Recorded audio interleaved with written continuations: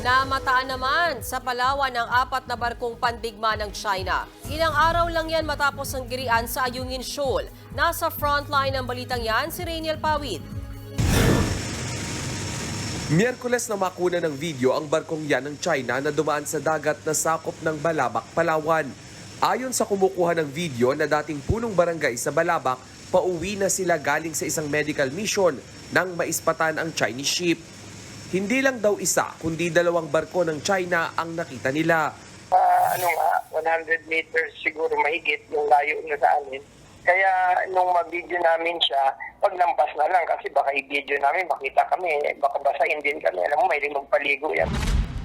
Kinukumpirma naman ng Armed Forces of the Philippines na barkong pandigma ng China ang nakitang dumaan sa Balabac, Palawan. 4 daw lahat ang na-monitor nilang Chinese warship sa lugar. Mga barko raw ito ng People's Liberation Army ng China. Pero karaniwan naman daw talagang dinaraanan ng international vessels ang naturang bahagi ng ating karagatan. Nitong mga nakaraang linggo lang, dumami ang mga barko ng China na namataan sa West Philippine Sea. Ayon sa Philippine Navy, halos 150 Chinese ships ang kanilang namataan. Kabilang ang ilang maritime militia vessels, Navy at Coast Guard ng China.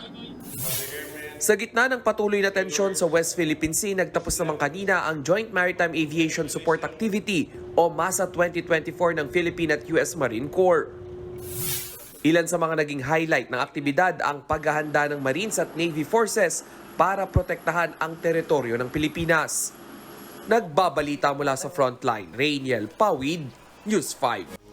Mga kapatid, may Los Baños po. Huwag magpahuli sa mga balita at impormasyong dapat ninyong malaman. Para sa mas malawak na balitaan at diskusyon, mag-follow at mag-subscribe sa social media pages ng News 5.